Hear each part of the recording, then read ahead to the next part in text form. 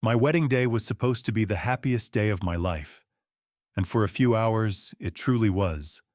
I married Diana, a woman I thought loved me for who I am. But 6 months before that perfect day, my grandmother Martha passed away and left me 3 apartments worth over $1 million. I never told anyone. Not Diana. Not her mother Gloria. Something in my gut told me to keep it secret. 1 week after our wedding, Gloria showed up at our door with a stranger carrying a leather briefcase. Before I share what happened next, let me know where you are watching from today. Drop a comment below, hit that like button, and subscribe if you have not already. Trust me, what Gloria did next will make your jaw drop. Let me tell you a little bit about myself, so you can understand why I made the choices I did. My name is Ryan, and at the time of this story, I was 30 years old working as a software engineer at a mid-sized tech company in Portland, Oregon. I lived a simple life. I rented a small one-bedroom apartment in a quiet neighborhood. I drove a Honda Civic that was about 8 years old. Nothing fancy, nothing flashy. That was just who I was. My mother passed away from cancer when I was 17 years old. It was just her and me for most of my childhood, because my father left when I was too young to remember him. After she died, my grandmother Martha became everything to me. She was my mother, my father, my best friend, and my mentor all rolled into one. Grandma Martha was a remarkable woman. She started investing in real estate back in the 1980s when properties in East Portland were dirt cheap. She bought a few small apartment buildings over the years, fixed them up, and rented them out. She never talked about money. She never bragged. She just quietly built her wealth while living in a modest house and driving a used car. When Grandma Martha passed away 6 months before my wedding, I was devastated. She was 82 years old and had lived a full life, but losing her felt like losing my last connection to my mother.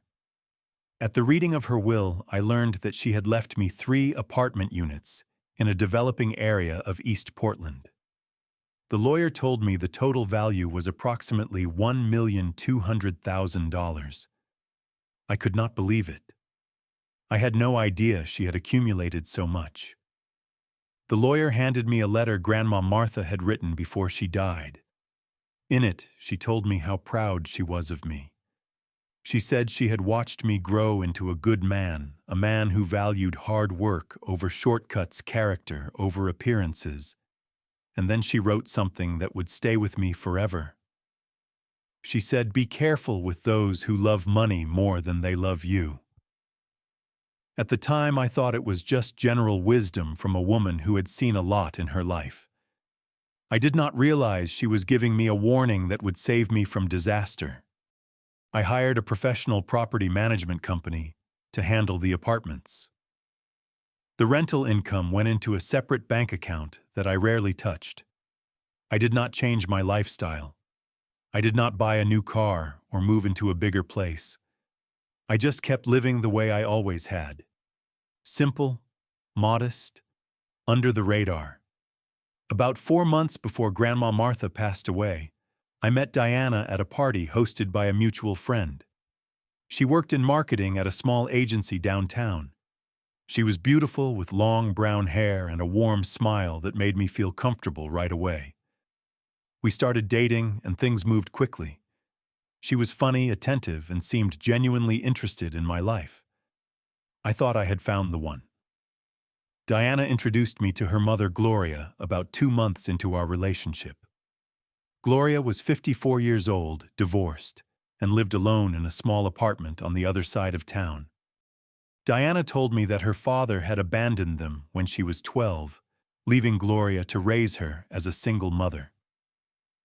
I felt sympathy for them. I understood what it was like to grow up without a complete family. The first time I had dinner with Gloria, she was friendly and welcoming. She cooked a nice meal and asked me lots of questions. But some of those questions made me uncomfortable. She asked me directly how much money I made per year, She asked if I had any student loan debt. She asked if I was planning to buy a house anytime soon. Diana laughed it off, saying her mother was just protective and liked to plan ahead. I tried to brush it off too, but something felt strange. I answered vaguely, talking about my job, without giving specific numbers. And I definitely did not mention the 3 apartments I had just inherited. That night driving home, I kept thinking about Grandma Martha's letter. Be careful with those who love money more than they love you. I told myself I was being paranoid. Gloria was just a concerned mother who wanted to make sure her daughter would be taken care of. But I could not shake the feeling that there was something more behind those questions. So I made a decision. I would not tell Diana about the inheritance. Not yet. I wanted to be sure she loved me for me, not for what I had. I told myself I would reveal everything after we were married and had built a solid foundation of trust. Looking back, that decision saved my life. As Diana and I continued dating, things seemed to be going well on the surface. She was affectionate and supportive. She came to my apartment to cook dinner, and we spent weekends exploring Portland together. But the more time I spent around her mother, the more uneasy I felt. Gloria had a way of bringing up money in almost every conversation. She would talk about how expensive everything was getting. She complained about her credit card debt. She mentioned how her landlord was raising her rent, and she did not know how she would manage. At first, I thought she was just venting. Everyone has financial stress sometimes. But then she started dropping hints. One evening, about 5 months into my relationship with Diana, Gloria called me directly. She said she wanted to have a private conversation, mother-in-law to future son-in-law. I had not even proposed yet, but she was already referring to herself as my mother-in-law. She asked me if I could help her with a small loan to cover some unexpected expenses. She said it would only be a few $100s, and she would pay me back as soon as she could. I felt put on the spot. I did not want to seem heartless, so I agreed to give her $300. She thanked me profusely and promised to repay me soon. She never did, and she never mentioned it again. After dating for about a year, I decided to propose to Diana. Despite my reservations about Gloria, I genuinely loved Diana. Or at least I loved the version of her that she showed me. I bought a modest engagement ring, nothing extravagant, and proposed during a picnic in Washington Park. She said yes immediately, crying happy tears and telling me I had made her the happiest woman alive. The wedding planning started right away, and Gloria inserted herself into every decision. She suggested expensive venues, high-end caterers, and elaborate floral arrangements. When I pushed back, suggesting something more modest and affordable, she looked at me like I had insulted her. Diana tried to play peacemaker, and we eventually compromised on a medium-sized wedding at a nice but not outrageous venue. About 80 guests, a local caterer, simple decorations. It was beautiful and meaningful, which was all I wanted. 2 weeks before the wedding, something happened that should have been a bigger warning sign. Gloria asked to speak with me privately again. We sat in her living room, and she looked at me with an expression I had not seen before. It was calculating, almost cold. She asked me if I planned to buy a house for Diana and me after the wedding. I said I was still saving up and had not made any concrete plans yet. Then she suggested that if I did buy a house, she could move in with us. She said she could help with housework and cooking, and it would save her money on rent. I politely declined. I told her that Diana and I would need our own space as newlyweds, and that it would not be appropriate for her to live with us. Gloria's face changed. For just a second, I saw something flash in her eyes. Anger, resentment. But she quickly covered it up with a tight smile and said she understood. From that moment on, something shifted between us. She was still polite, but there was a coldness underneath that had not been there before. The wedding itself was beautiful. Diana looked stunning in her white dress.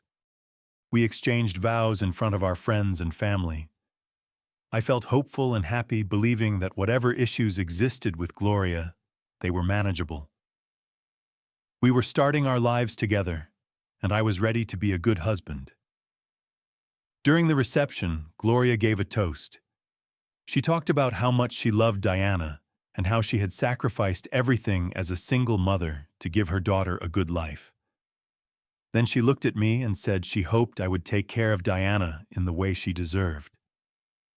The way she said "take care" had an edge to it, an emphasis that felt like a demand rather than a hope. A few people noticed and exchanged glances, but most just smiled and clapped. I filed it away in my mind, but tried not to let it ruin the day. Diana and I went to San Diego for our honeymoon. 5 days in a nice hotel near the beach. It should have been romantic and relaxing, but Gloria called Diana every single day, sometimes twice a day. She asked where we were, what we were doing, what we had eaten. On the 3rd day, she texted me directly asking when we would be back, because she wanted to come visit. I showed Diana the text, and she just shrugged, saying her mother got lonely easily. I was starting to see a pattern. Diana made excuses for her mother no matter what Gloria did, and Gloria seemed to have no concept of boundaries. We returned from our honeymoon on a Thursday. I went back to work on Friday.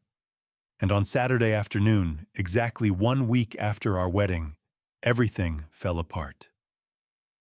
I was home alone that Saturday afternoon. Diana had gone out to buy some things for the apartment, saying she wanted to make our place feel more like a home. I was sitting on the couch, catching up on some reading, when the doorbell rang. I was not expecting anyone, so I assumed it was a delivery or maybe a neighbor. When I opened the door, I found Gloria standing there with a man I had never seen before. He was probably in his late 50s, wearing a gray suit and carrying a leather briefcase. Gloria smiled at me, but it was not a warm smile. It was the smile of someone who thinks they have already won. She said, "Ryan, this is Harold. He is a notary public. Can we come in? We have something important to discuss." I was confused but stepped aside to let them in. My mind was racing, trying to figure out what was happening. Why would Gloria bring a notary to my home? We all sat down in the living room. Harold placed his briefcase on the coffee table and opened it, pulling out a stack of documents. Gloria cleared her throat and said, "Ryan, I have prepared a postnuptial financial agreement for you and Diana. This is standard practice in many families. It is designed to protect both parties in case anything happens in the future." I took the documents from her and started reading. My hands were shaking, though I tried not to show it. The agreement stated that I would share 50% of all my current and future assets with Diana immediately upon signing. But what caught my eye was a specific clause about inherited property. The document mentioned real estate holdings acquired through inheritance and demanded that these assets be included in the community property. I looked up at Gloria and asked, "Why is there a clause about inherited property? I never said I had any inheritance." Gloria's smile disappeared. She leaned back in her chair and crossed her arms. Her voice changed completely. It became harder, more direct, stripped of any pretense of warmth. She said, "Ryan, let us stop playing games. I know about the 3 apartments your grandmother left you. I know they are worth over $1 million. Did you really think you could hide that from me?" I felt like I had been punched in the stomach. I asked her how she knew. Gloria laughed, a cold, dismissive sound. She said she had hired a private investigator to look into my background before I even proposed to Diana. She knew about the inheritance, the property management company, the rental income going into my separate account.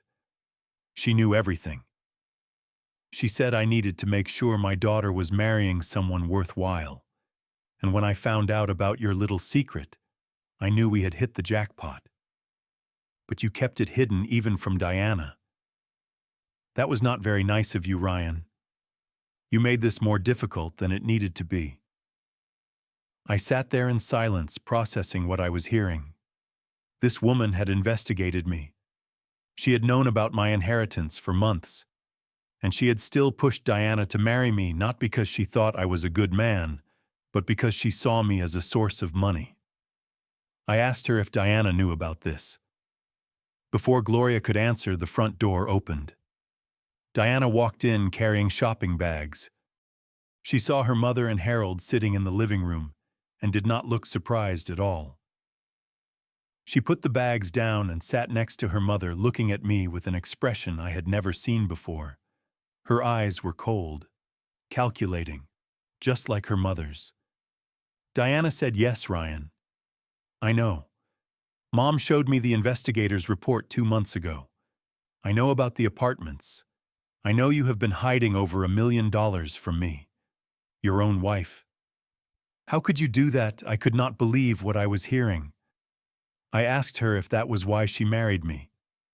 Diana rolled her eyes and said I was being dramatic. She said of course she loved me, but that was not the point.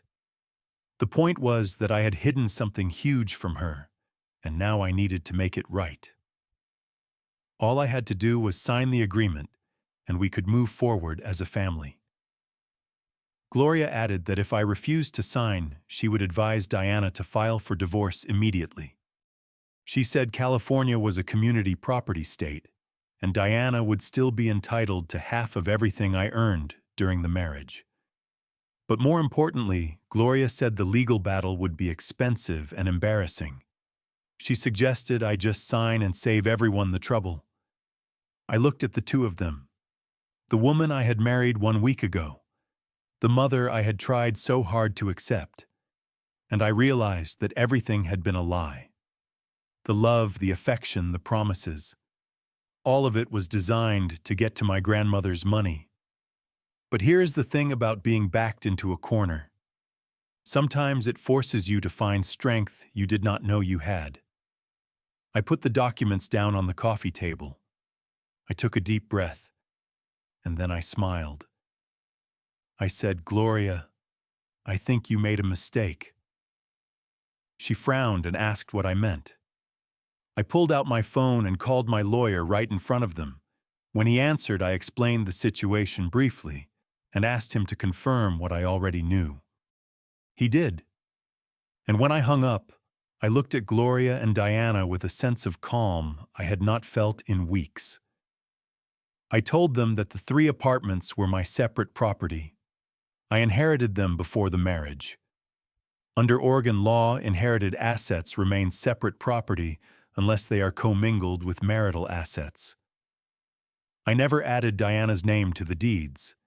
I never deposited the rental income into a joint account. Those apartments were mine and mine alone. Gloria's face went pale. She sputtered and said there must be some mistake. She demanded that I sign the papers anyway. I stood up and walked to the front door. I opened it wide and told Harold and Gloria it was time for them to leave. Gloria started yelling. She called me a liar, a fraud, a selfish man who only cared about himself. Diana sat frozen on the couch, saying nothing. I looked at Diana and asked her one last question. I asked if she loved me or if she loved my grandmother's apartments. She did not answer. She could not even look me in the eye. And that silence told me everything I needed to know. I told them both that I would be filing for divorce on Monday. Then I held the door open and waited until they finally left. The days after Gloria and Diana left were some of the hardest of my life. I moved out of the apartment we had shared and into one of the units I had inherited from Grandma Martha. It was strange sleeping in a place that my grandmother had owned, surrounded by the walls that represented her life's work. but it also felt right. Like she was still watching over me. The divorce was finalized quickly. We had only been married for 1 week, and there were no children, no jointly owned property, nothing complicated to divide. Diana did not contest it.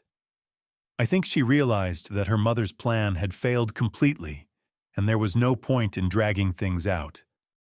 Gloria posted angry messages on social media calling me names and telling everyone who would listen that I had deceived her daughter. I blocked her on everything and moved on. The first few weeks were rough. I had trouble sleeping. I kept replaying everything in my mind, wondering if I had missed signs, if I could have done something differently. Part of me felt guilty for not being more trusting, for keeping the inheritance a secret in the first place. But then I would remember Gloria's cold smile, Diana's calculating eyes, and I knew I had made the right choice. My best friend from college, Marcus, flew in from Seattle to spend a weekend with me. We had been close since freshman year, and he knew me better than almost anyone. Over beers on my new balcony, I told him the whole story. He listened without interrupting, and when I finished, he shook his head and said I had dodged a bullet. He reminded me that Diana had known about the investigation.